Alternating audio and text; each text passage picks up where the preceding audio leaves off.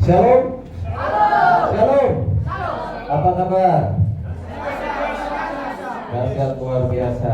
Bagi yang kita bertemu hari ini dari tahun 2024, saya tetap mengucapkan selamat tahun baru.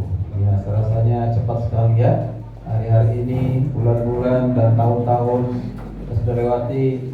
Terima kasih untuk seluruh dosen yang hadir dan juga para mahasiswa dan pasca sarjana yang ibu setia sekali. Ya, setiap ibadah datang luar biasa, sekalipun jauh dari Cibubur itu harus kita ladani ya dengan mahasiswa yang ada di Jakarta. Ya, selamat datang untuk mahasiswa kita yang PPL 6 bulan. Puji Tuhan, semuanya utuh, semuanya lengkap. Ada yang tertinggal? Ada yang memilih tinggal di kampung, dan balik lagi ada?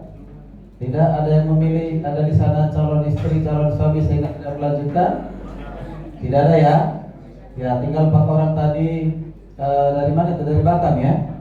Ya, belum datang. Tidak ada pertimbangan lain kali ya. Tadi ada telepon, memang saya tidak perhatikan dari gembala sidang di sana, Ibu Novita. Saya tidak perhatikan, tapi nggak telepon balik lagi. Mungkin menyampaikan hal itu kali ya. Oke, selamat datang kembali ke kampus. Dan saudara pastinya pengalaman baru ya.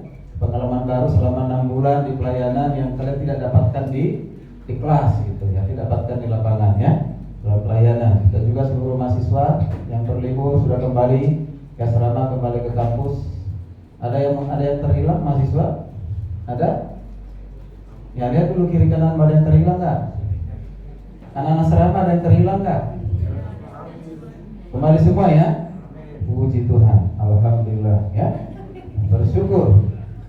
Ya, puji Tuhan. Baik, Bapak Ibu dikasih Tuhan, kita akan membaca firman Tuhan yang menjadi dasar kita atau renungan buat kita dalam menjalani tahun 2024 ataupun menjalani proses perkuliahan ke depan, baik kita sebagai pengajar ataupun dosen dan juga para mahasiswa. Ya, dengan tema yang diberikan itu adalah diperhadapkan harus memilih. Diperhadapkan harus memilih. Ketika saudara mendengarkan tema ini, apa yang dipikirkan saudara? Nah.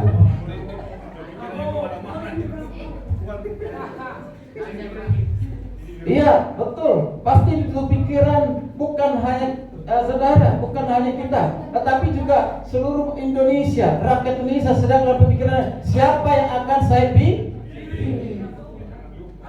Ya. Lalu apa? Juga apa? Memilih itu ada yang apa? Hati yang panas. Panas-panasin yang lain supaya jangan pilih gitu ya. Nah, sebenarnya tidak ada langsung kaitan secara langsung kepada itu, tapi mungkin ada kaitannya gitu ya. Nah, jadi itu ya. Nah, dalam hal memilih itu bukan saja karena pemilu, bukan saja karena memilih presiden, wakil presiden ataupun legislatif. Setiap hari, setiap saat kita diperhadapkan namanya memilih, betul tidak? Betul. Ya, di dalam memilih itu saudara kasih Tuhan, itu paling tidak ada 3. Pertama itu adalah pertimbangan, kedua cara, ketiga itu adalah hasil. Itu ya. Pertama tadi apa? Pertimbangan, kedua cara atau jalan dan yang ketiga adalah hasil. Ya, hasil.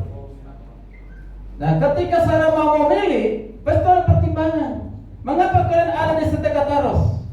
Pasti ada pertimbangan sebelum mendaftar di sini. Betul tidak? Ya? Pertimbangannya apa? Apa pertimbangannya? Kan banyak perguruan tinggi teologi. Di kampung kalian pun banyak juga perguruan tinggi teologi. Pertimbangannya apa? Pertimbangannya karena ada donasi, karena ada sponsor, karena ada beasiswa. Pertimbangannya karena sekolah itu ada izinnya, izin penyelenggaranya. Pertimbangannya karena sekolah itu sudah terakreditasi. Betul tidak? Nah, jadi seperti sembarangan untuk memilih. Pasti penuh dengan pertimbangan. Ya, pertimbangan. Lalu saudara dapat dari mana? Ya, akreditasi, izin, kemudian dosen-dosennya hebat dan yang lain semuanya. Ya, caranya bagaimana kalau bisa tahu? Bisa dengan cara kalian dengar dari siapa? Dari alumni. Jalannya dari alumni. Bisa jalannya juga atau caranya ketika kalian melihat di Google. Mengetik ada sedekat taros. Itu cukup banyak yang begitu telepon saya. Saya tanya dari mana tahu? Dari Google. Ya kan? Bahkan baru-baru ini ada berapa yang ingin ke sedekat taros tapi maunya instan. Dia bilang, Pak, di sedekat taros ada jual ijazah enggak katanya. Lalu saya tanya, Bapak, ijazah itu mau digunakan buat apa? Ya kan? Mau melamar jadi pendeta, melayani di gereja, Pak, kenapa Bapak mau beli ijazah, gak mau sekolah, gak mau kuliah? Di sedekat taros harus kuliah dulu. Kalau S1 3,5 tahun sampai 4 tahun. Kalau S2 2 tahun sampai 2,5 tahun, bahkan 3 tahun. Tidak ada yang langsung beli ijazah. Bapak mau ngapain dalam pelayanan? Jangan bohongin Tuhan. Begitu ya Pak. Belajar. Umurmu berapa? 22 tahun. Belajar lah. Pelayanan di mana? Di gereja. Gereja mana? Nggak sih ketahui gerejanya gereja mana. Wow. Itu bukan hanya satu. Bahkan ada yang sudah menjadi pendeta, sudah jadi gembala sidang, datang ke kampus langsung, ketemu dengan saya pikir hamba Tuhan, ya perlu kita terima, ya barangkali apa maksudnya. Ternyata ya itu, Pak, saya mau itu jangan kuliah karena saya ini sudah punya tugas pelayanan banyak yang lainnya, ya sudah punya banyak tanggung jawab. Saya ingin langsung aja Pak selesai. Bapak udah pernah sekolah realita, udah pernah berapa tahun? Setahun, 1 tahun. Tapi saya pelayanan sudah 5 tahun. Boleh Pak, gelar kehormatan, bukan gelar akademik dan tidak terdaftar pangkalan data. Boleh. Diam dia. Maunya tetap terdaftar di pangkalan data. Saya bilang gak bisa. Selesai, dia pulang. Saya pikir dia di Polok nggak datang, mungkin di tempat lain dapat dari. Begitu. Itu pertimbangan dan itu jalan. Lalu hasilnya, ya hasilnya itu ketika kita memilih, tentu ada hasil. Pada saat saudara memilih dan saudara sudah ada di sini, ada hasilnya tidak? Ada hasilnya. Oh betul, apa yang saya dengar, informasi yang saya dengar. Oh betul, saya sekarang ada di sedekat taros. Ya hasilnya saya senang, saya bersuka cita, saya diubah. Hasilnya apa? Saya tidak kecewa, saya tidak menyesal. Di dalam memilih demikian. Ada orang ketika sudah memilih, dia memilih bukan dengan pertimbangan, bukan memilih dengan cara, tapi langsung maunya hasil. Ada orang yang memilih dengan pertimbangan. Dia memilih karena pertimbangan apa? Berita hoax, berita kebohongan. Dan juga dengan cara apa? Dengan cara yang tidak jujur, yang tidak adil, yang melanggar peraturan. Memilih itu taat atau tidak taat? Cara pilih yang taat atau tidak taat? Taat. Berarti kita harus dukung yang taat. Ya kan? Betul tidak? Nah, dari sini kita melihat bersama-sama. Ini kita bicara tentang Musa ini. Musa ditetapkan, dipilih oleh Tuhan menjadi pemimpin bagi bangsa Israel. Kita tahu Musa. Mulai sekolah minggu dan ceritakan siapa Musa. Musa ini dia perjanjian lama, Al-Sufik, seorang pemimpin yang besar yang langsung dipilih oleh Tuhan. Dalam proses pemilihan itu, sempat Musa mengatakan, jangan aku tidak pintar bicara, aku tidak cakap bicara, pilihlah Harun. Tapi Tuhan katakan, tidak, harus engkau. Nanti Harun membantu. Nah, ketika Tuhan sudah memilih, Tuhan tidak pernah salah memilih. Amin. Amin. Ketika Tuhan memilih, sudah dia tahu siapa yang dipilih. Dan Tuhan tidak pernah gagal memilih. Dan Tuhan tidak pernah menyesal untuk memilih. Dan Tuhan tidak pernah membatalkan untuk memilih. Tapi semua itu kalau dibalik ada pada manusia. Nah, hari ini kita mau belajar mengapa Tuhan memilih Musa menjadi pemimpin bangsa Israel. Dia diperhadapkan dengan pilihan. Kita baca Alkitabnya. Kitab Keluaran, Perjanjian Lama, ayat 18, Keluaran 18. Padahal secara keseluruhan ayat ini kita baca dari ayat 1 sampai 26, tapi kita cukup baca mulai dari ayatnya yang ke-13 sampai 26. Ayat 26. Akan baca Bapak Ibu, saya akan membaca mulai dari ayatnya yang 18 dan saling ayat 13, dan Bapak Ibu Saudara dikasih Tuhan ayat 14 dan seterusnya. Demikian firman Tuhan, penugasan pemimpin. Keesokan harinya Musa duduk mengadili perkara di antara bangsa itu. Bangsa itu berdiri di depan Musa dari pagi sampai petang.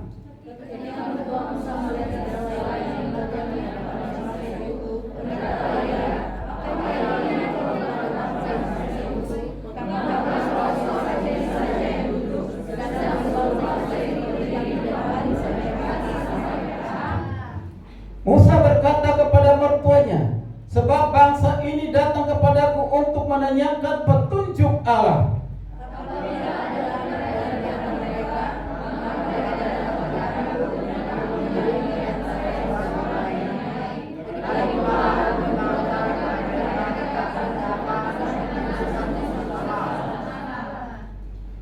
Tetapi mertua Musa menjawab, yang kau lakukan itu tidak baik.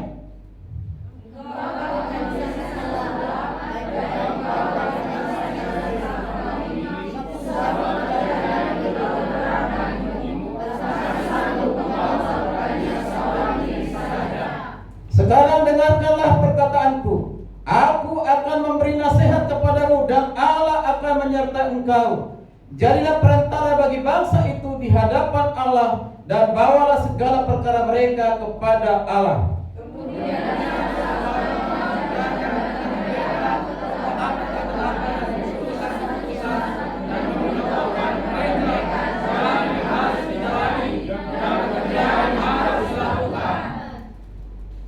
Namun dari seluruh bangsa ini harus juga kau cari orang yang terampil dan takut akan Allah, orang yang terpercaya dan yang benci kepada suap. Tempatkanlah mereka di antara bangsa ini menjadi pemimpin 1000 orang, pemimpin 100 orang, pemimpin 50 orang, dan pemimpin 10 orang.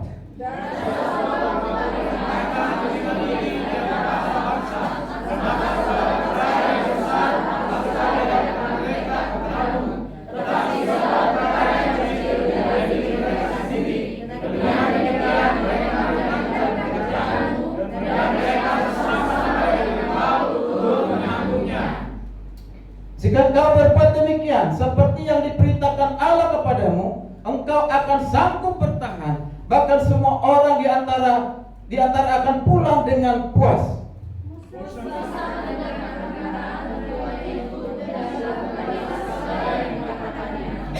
Dari seluruh orang Israel, Musa memilih orang yang terampil dan mengangkat mereka menjadi kepala atas bangsa itu, menjadi pemimpin 1000 orang, pemimpin 100 orang, pemimpin 50 orang, dan pemimpin 10 orang.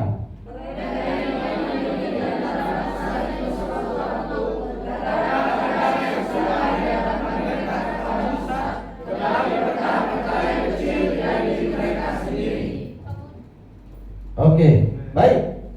Dari nas pembacaan kita ini, sebenarnya tidak cukup hanya membaca dari ayat 13 sampai 26 atau 27. Harus membaca ayat-ayat sebelumnya supaya lengkap. Nah, coba perhatikan, ada beberapa hal yang penting saudara kasih Tuhan.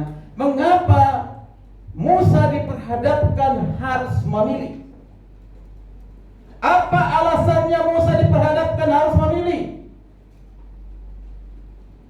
Nanti saya baca dari ayat pertama sampai ayat yang ke-12. Tapi saya coba ada beberapa alasan.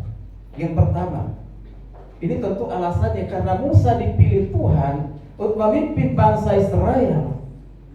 Pada saat itu bangsa Israel populasinya semakin banyak, orang-orangnya semakin banyak. Yang lahir di Mesir, yang lahir di padang gurun, atau lahir sebelum masuk ke Mesir. Karena Musa ini dipakai Tuhan untuk membebaskan orang-orang Israel dari Mesir, tempat perbudakan. Tuhan pakai Musa untuk menyelamatkan bangsa Israel keluar dari dari Mesir, yaitu perbudakan, di mana mereka diperbudak, supaya mereka merdeka sesuai dengan janji Tuhan. Mereka harus masuk ke tanah Kanaan. Ada dua generasi yang sebelum mereka ada di Mesir, lahir di Mesir, kemudian lahir di padang gurun. Lalu mereka yang lahir di Mesir ataupun yang mereka yang ada sebelum ke Mesir, itu Alkitab katakan mati. Jadi generasi baru yang masuk ke tanah Kanaan. Bahkan termasuk Musa tidak masuk ke tanah Kanaan, tanah perjanjian. Jadi ada sifat kepemimpinan kepada siapa? Kepada siapa sifat kepemimpinan? Kepada Yosua. Jadi ini yang pertama. Jadi semakin banyak penduduk bangsa Israel, seperti mereka perlu membutuhkan namanya pemimpin. Lalu yang berikutnya, terlalu banyak persoalan, banyak masalah. Masalah apa? Masalah pangan, kebutuhan mereka, masalah hubungan mereka dengan Tuhan, masalah rohani. Kita tahu Alkitab mengatakan bahwa bangsa ini adalah bangsa yang tegar tengkuk, bangsa yang keras kepala, susah diatur. Karena mengapa Musa sempat tidak mau? Bukan hanya alasan karena dia tidak cakap untuk bicara, tapi karena sudah tahu kelakuan dari bangsa Israel pada saat itu. Tapi karena Tuhan yang memilihnya, tidak ada alasan buat dia untuk menolaknya. Karena dia taat. Karena kasih Tuhan. Ini perkara hubungan dengan Tuhan. Mereka minta petunjuk dari Tuhan, bahkan juga pengadilan untuk mengadili satu dengan yang lainnya. Maka saya katakan, Musa ini luar biasa. Dia punya tugas. Dia punya tugas itu sebagai kasih Tuhan. Saya perhatikan di sini, dia melakukan dua tugas, baik itu tugas sebagai legislatif dan juga tugas sebagai yudikatif. Kalau di pemerintahan ya legislatif, yudikatif ya yudikatif. Tidak boleh legislatif pegang juga yudikatif. Apa bedanya? Beda atau tidak? Beda. Kalau legislatif itu biasanya merancang, membuat undang-undang. Dan sebelum merancang membuat undang-undang, itu biasanya karena melalui observasi di masyarakat di Indonesia. Ada apa yang dibutuhkan di Indonesia? Kalau sudah sering melakukan pelanggaran, langsung bertemu, buat undang-undang. Tujuan itu apa? Bukan untuk membuat undang-undang, tapi untuk tujuannya untuk rakyat. Maka setiap undang-undang yang dibuat itu diputuskan dan disetujui oleh presiden. Nanti kalau misalnya ada perubahan, ada pertemuan lagi. Mengapa perlu dirubah? Pasal mana?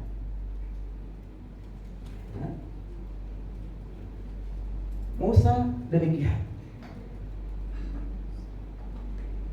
Dia menerima undang-undang dari Tuhan, peraturan yang sudah ditetapkan oleh Tuhan, 10 hukum Taurat, itu undang-undang. Lalu Tuhan katakan, engkau harus menyampaikan, mengajarkan berulang-ulang undang-undang itu. Di dalamnya dua, kalau dibagi dua, satu undang-undang berhubungan dengan Tuhan, satu berhubungan dengan sesama. Itulah yang dipegang oleh Musa. Karena itu tidak boleh diubah. Karena kasih Tuhan. Tapi kalau peraturan manusia seringkali diubah sesuai dengan kepentingan. Tadi yudikatif tugasnya juga sebagai yudikatif, yaitu apa? Lembaga yang melakukan tindakan, yang melakukan pengadilan.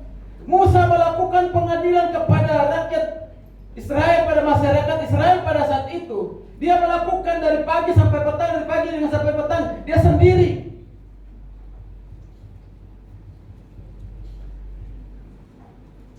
Wow.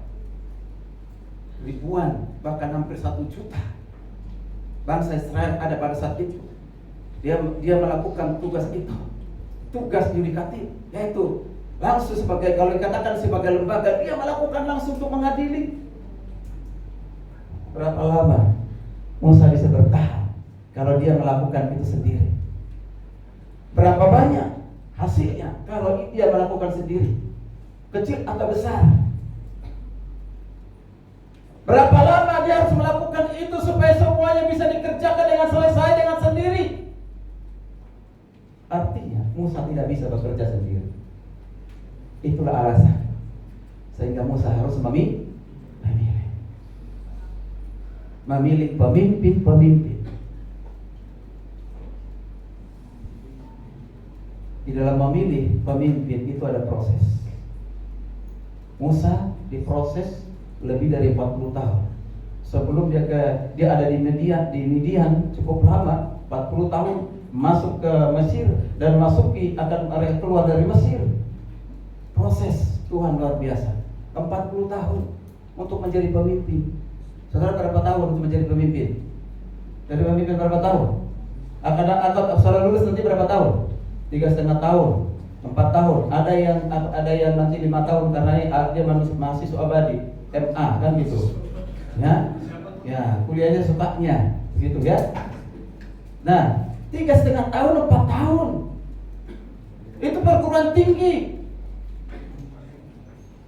Musa 40 tahun, murid-murid Yesus 3,5 tahun proses pemilihannya. Masa mau 2 tahun menjadi apa? Orang penting di negara ini, nggak mungkin itu. Pengalamannya apa? Kasih Tuhan. Pendidikan aja 3,5 tahun, S1 4 tahun, ya kan? Pakai logika yang sehat, Bapak Ibu kasih Tuhan. Musa 40 tahun, luar biasa. Nah, kita kembali ke sini, nggak usah di situ, nanti terlalu panjang. Ya. Kalau mau milih bebas, silahkan bebas. Ya. Dari sini menunjukkan Musa tidak mampu, maka dia membutuhkan tim. Dan apa yang dilakukan oleh Musa ini, dia tidak sembarangan untuk melakukan sesuatu. Tapi Tuhan memilih, mengutus satu penasehat. Namanya siapa? Yitro. Yitro itu siapa? Imam di Midian. Berarti pekerjaannya pekerjaan rohani. Dan dia adalah mertuanya siapa? Mertuanya siapa? Musa. Yitro yang ada mertua itu, yang imam itu menjadi penasehat bagi Musa.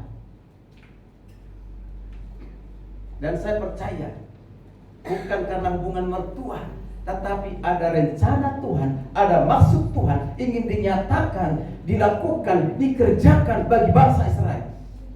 Itu atas petunjuk Tuhan menuntun Yitro mertuanya Musa untuk bertemu Musa.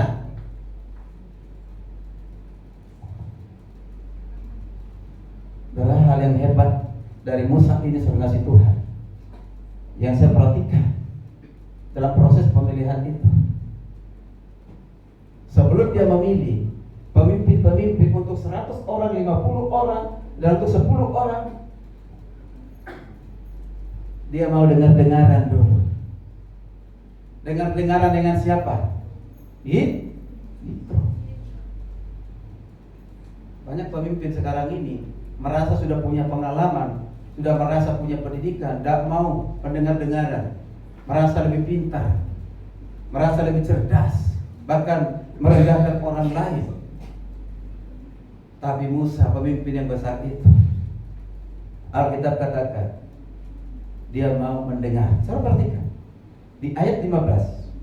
Ayat 13 sampai 15 kita perhatikan di sini. Keesokan harinya Musa duduk mengadili perkara di antara bangsa itu. Bangsa itu berdiri depan Musa dan dari pagi sampai petang.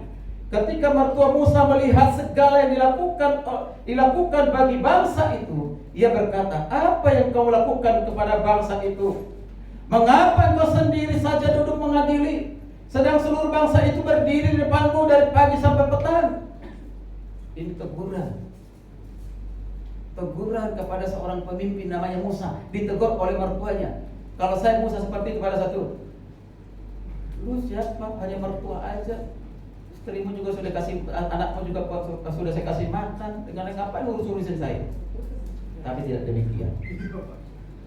Perhatikan, Musa berkata kepada mertuanya, tanggapan Musa ini luar biasa. Sebab bangsa ini datang kepadaku untuk menanyakan petunjuk Allah.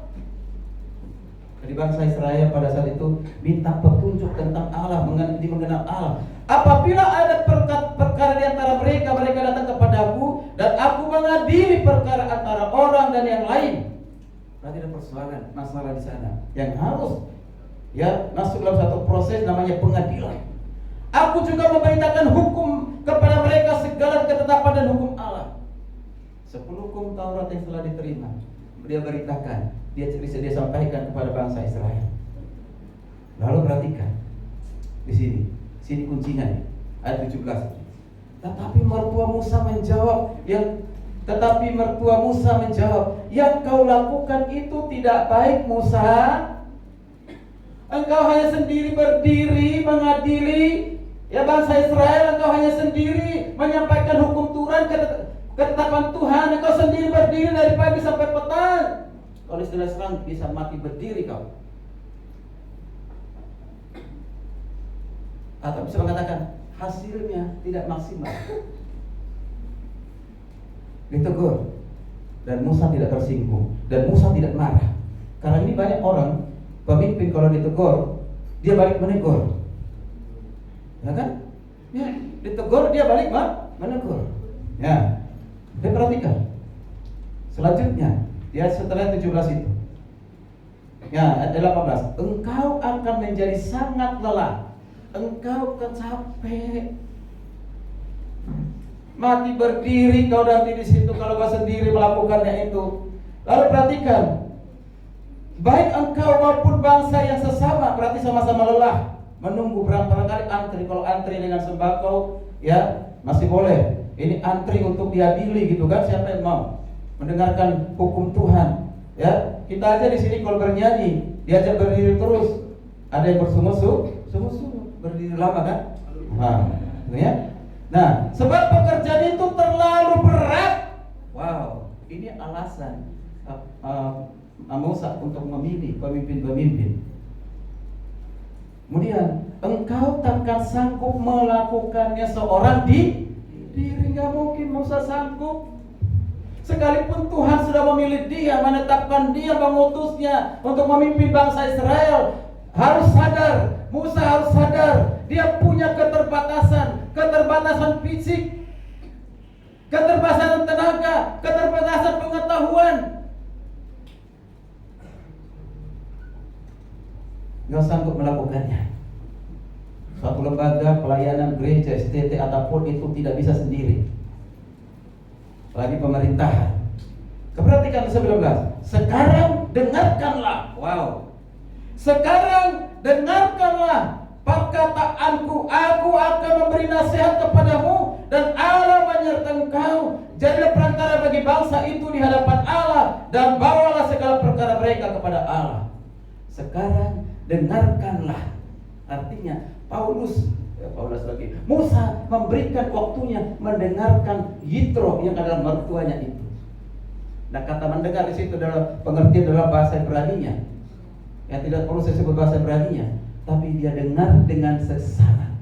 Dia dengar dengan penuh perhatian. Itu.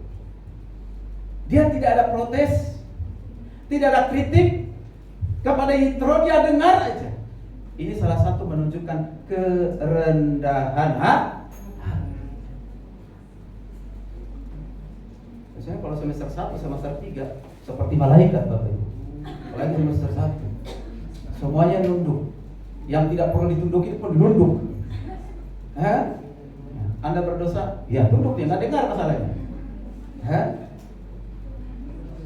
Anda berzina, ya nunduk dia, karena nggak dengar. Nah, semuanya. Tapi kalau sudah semester 4 sampai semester 7, waduh, Lucifer kalah. Tapi tidak ada di sini. Tidak ada di sini. Artinya sombong. Lu udah tahu saya semester berapa? Dia semester berapa nih? Semester 1. Semester 2, ini lagi genap ya, semester 2. Kau belum pernah kenal saya. Saya ini ketua senat dan semester 8. Semester 6. Harus taat kepada saya. Kamu itu apa junior, saya seniormu. Tapi di sini tidak ada. Amin.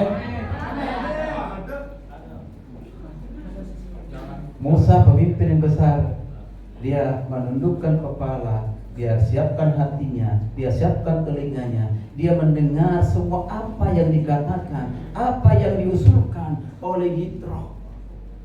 Yitro ini penasehat yang bijak. Mengapa saya katakan bijak? Yang pertama, dia tahu apa kebutuhan bangsa Israel. Dia tahu bahwa bangsa Israel itu membutuhkan tuntunan rohani, membutuhkan namanya ketetapan rohani, membutuhkan undang-undang itu. Kemudian juga perlu mereka diadili. Karena kebutuhan makanan. Karena perhatikan pada saat mereka dalam perjalanan dari keluar dari Mesir, laut keberau mereka seberani, yang tidak mustahil, tidak masuk akal bagi Musa dan juga bagi bangsa Israel, tapi Tuhan lakukan. Mereka berjalan di siang hari supaya jangan kepanasan. Tuhan taruh tiang awan. Tuhan berikan Tuhan awan.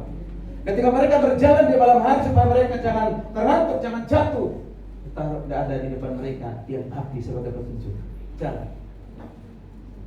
Bukan senter. Pada saat itu sudah senter. Kalau sekarang ada handphone. Tidak ada. Kasih Tuhan. Pada saat mereka kelaparan, Tuhan berikan gratis makanan mana. Tuhan berikan gratis, apalagi ya, burung-burung. Ketika mereka kehausan di padang gurun yang mustahil ada air, Tuhan berikan air. Pada saat mereka bersungut-sungut, marah dan meminta, lebih baik kami kembali dan mati di Mesir. Di sini kami kelaparan, di sini kami kehausan. Dan mereka marah kepada Musa, protes Musa.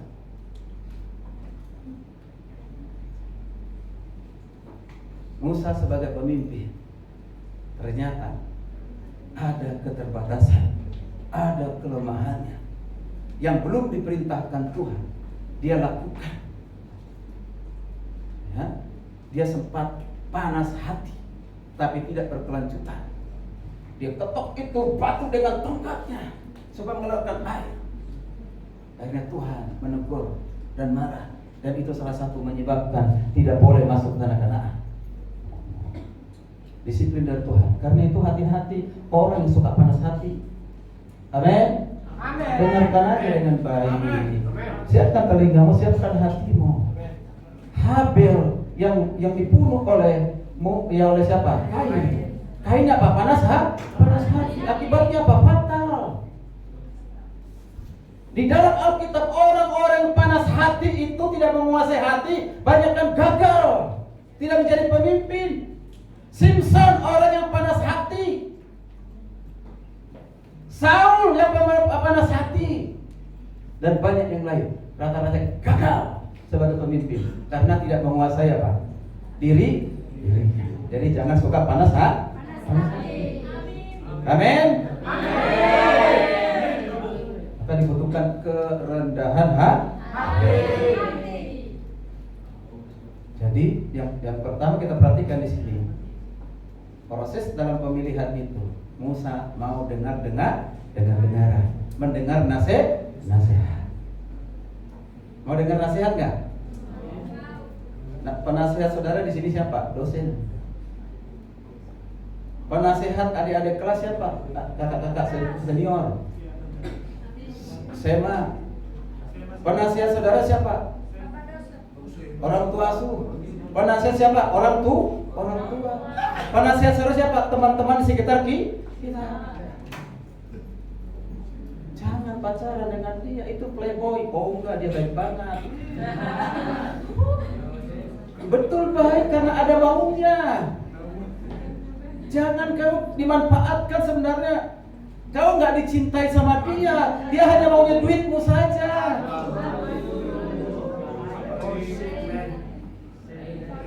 Dia mencari kesempatan karena dia butuh. Sebenarnya tidak mencintaimu dan dinasehati. Oh tidak, dia mencintai saya padahal belum pernah disampaikan. I love you, aku mencintaimu. Dan belum berani untuk berkata demikian, tapi sudah yakin bukannya 100%, 1000%. Nah, kenapa kita sampai ke situ ya? Nah, perhatikan baik-baik di sini. Maka perlu kita namanya mendengar, menyimak dengan serius, pertimbangkan dengan cara apa, lalu jangan menyesal nanti hasilnya. Itu penting. Musa mempertimbangkan, mendengarkan namanya Yitro mertuanya. Dan Yitro mertuanya ini tahu betul apa kebutuhan bangsa Israel, dan yang dia tahu siapa menjadi pemimpin, kualifikasi seorang pemimpin diberitahu oleh Yitro. Tidak sembarangan untuk memilih pemimpin bagi bangsa Israel. Oh, dia tahu Yitro ini berarti hebat. Perhatikan di ayat yang ke-24. Kalau tadi 18, dengarkanlah perkataanku, lalu katakan, haruslah engkau mengajarkan kepada mereka segala ketetapan dan hukum, serta memberitahukan kepada mereka jalan yang harus dia jalani dan pekerjaan yang harus dilakukan. Ini perkara rohani, ada hukum di dalamnya. Kemudian dari seluruh bangsa ini harus juga kau cari orang yang terampil. Kalau di dalam kitab saudara orangnya apa? Cakap ya. Jadi lebih tepat itu yang terampil ya. Orang yang terampil dan takut akan Allah, orang yang percaya dan yang benci kepada suap. Tempatkanlah mereka di antara bangsa menjadi pemimpin 1000 orang, pemimpin 100 orang, pemimpin 50 orang, dan pemimpin 10 orang. Wow, Yitro memberikan usulan, memberikan saran. Musa, jangan sembarangan memilih pemimpin. Pertimbangkan, lalu lihat kualifikasinya. Apa kualifikasinya? Sudah jelas Alkitab mengatakan di sini.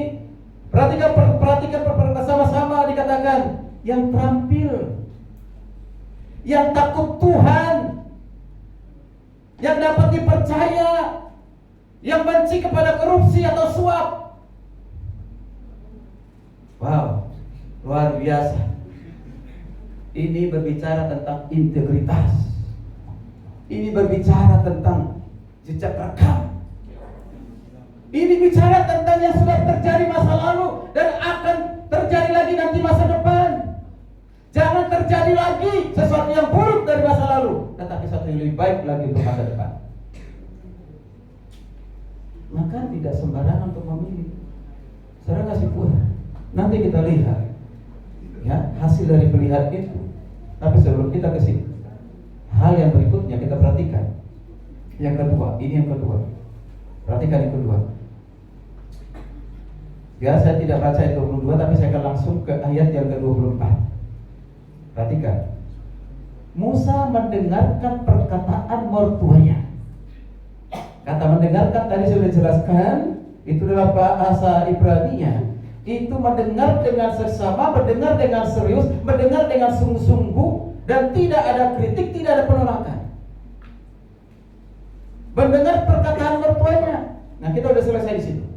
Sekarang mulai dari kata dan melakukan segala yang dikatakannya dan melakukan segala yang dikatakannya.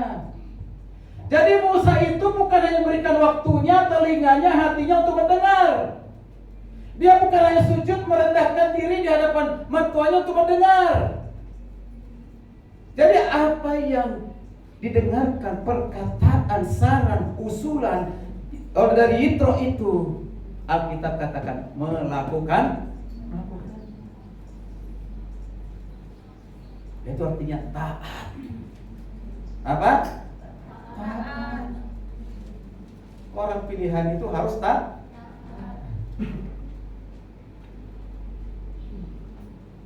Saudara mendengar peraturan di perguruan tinggi teologi. Sering saudara diperdengarkan lagi, diulang-ulang, padahal sudah ditulis dulu di dinding. Ya kan? Pada saat orientasi juga dikasih tahu, pada saat ibadah-ibadah seperti itu juga dikasih tahu. Diperdengarkan. Saudara dengar dengan baik. Ketika ada amin, amin.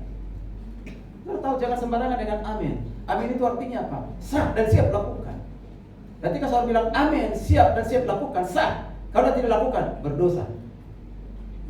Jadi jangan sembarangan kata tapi tidak lakukan.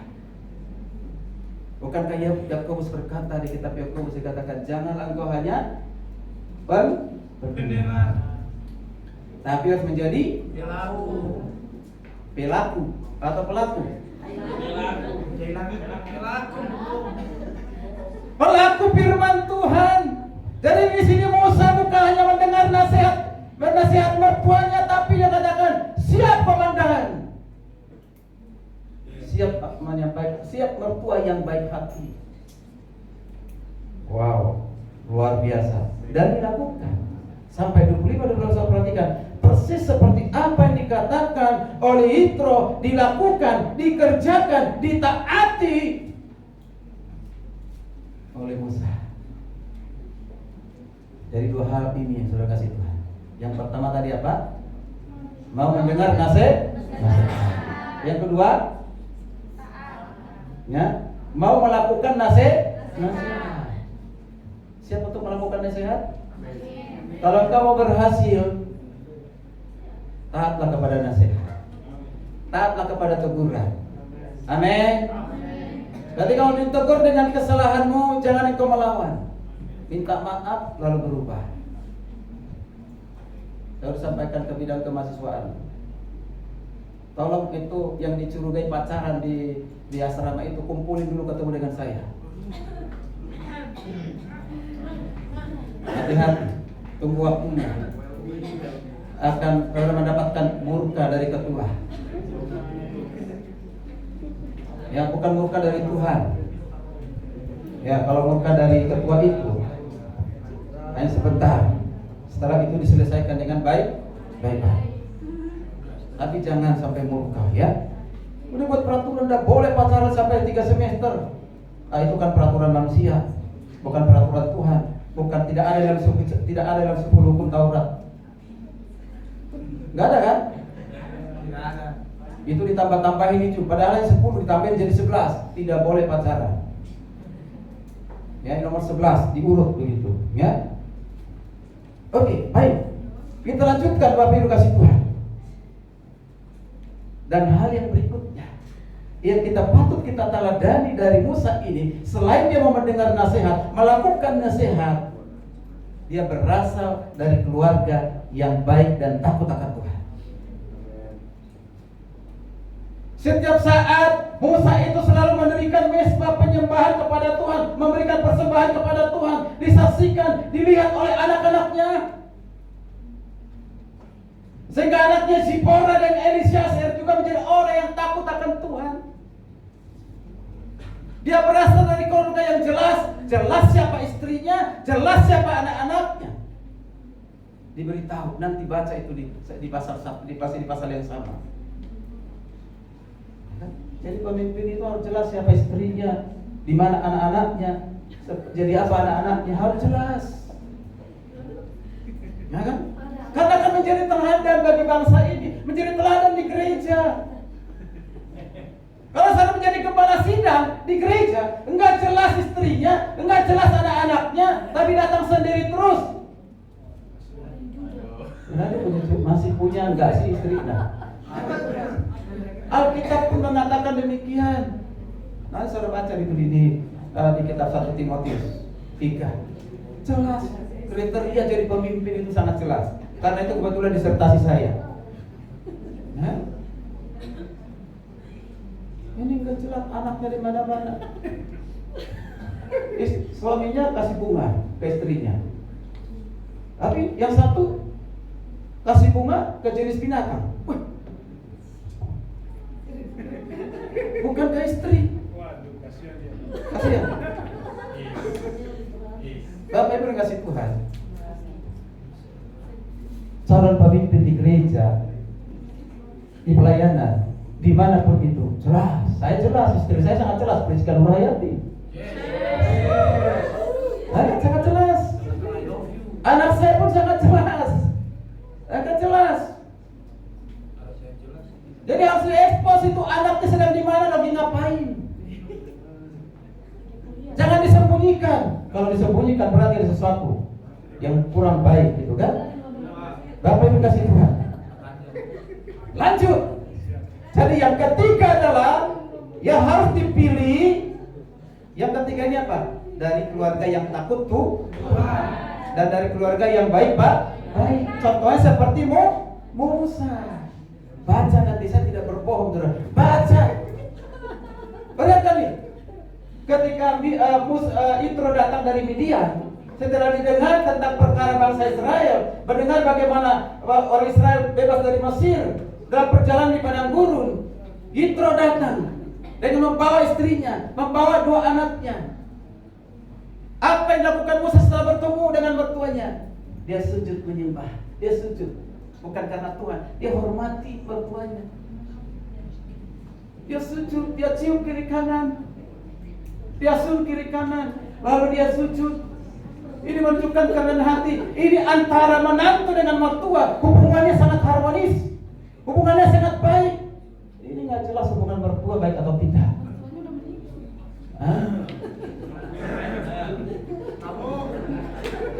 Udah lama nggak jelas hubungan mertuanya, nggak jelas. Hubungan istrinya pun nggak jelas.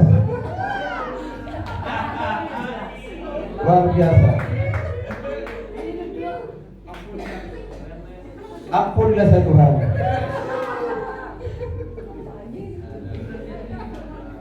Itu yang ketiga. Itu yang ketiga. Lalu yang berikutnya, Bapak Ibu kasih Tuhan. Yang berikutnya, ya ini penting sekali. Hal yang berikutnya yang perlu sampaikan, karena di catatan saya tadi yang saya ingat itu 3. Sebenarnya ada 7, tapi saya sampaikan sudah berapa? Udah 3 tadi ya? 3. Pertama mendengarkan penasehat, ya.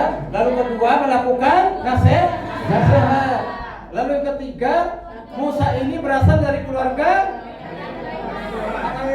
ya yang takut Tuhan dan berasal dari keluarga yang baik. Luar biasa. Ya. Lalu yang berikutnya saya kasih Tuhan.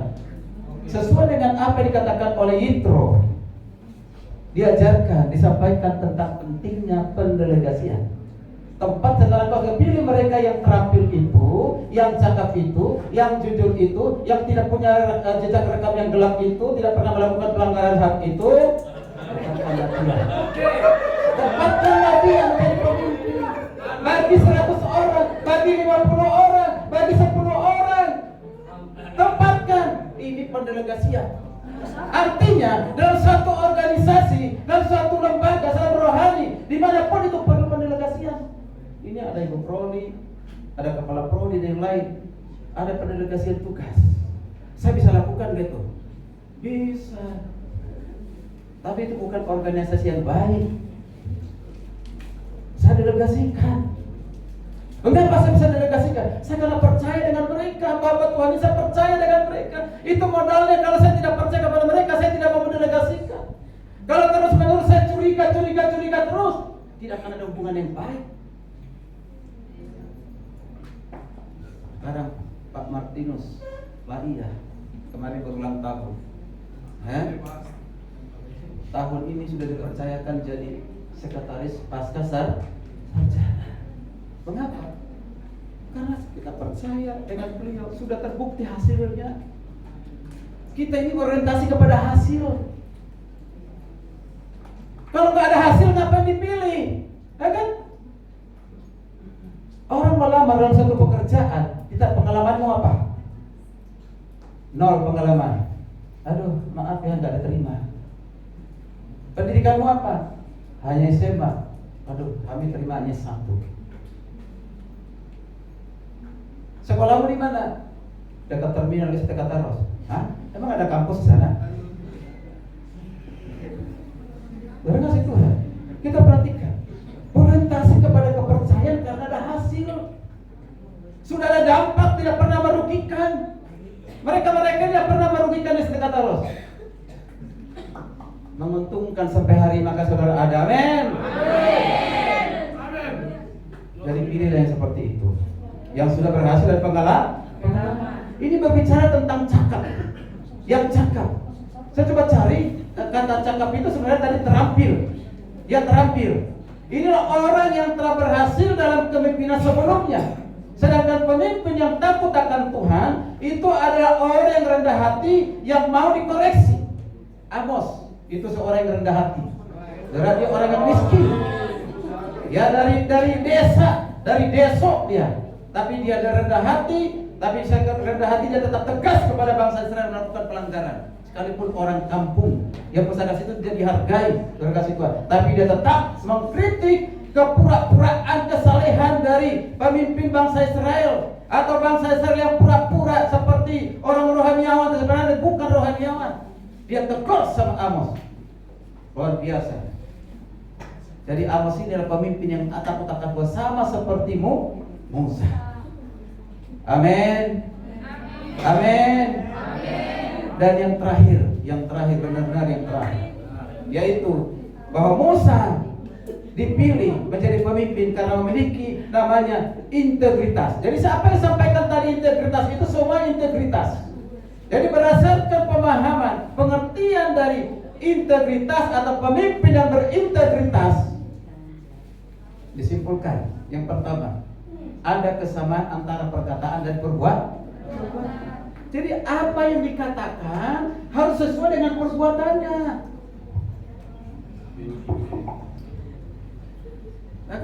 Jangan berubah, harus konsisten. Nggak mungkin. Dia tidak bisa, belum waktunya dia menjadi pemimpin. Kan baru 2 tahun, nggak mungkin lah.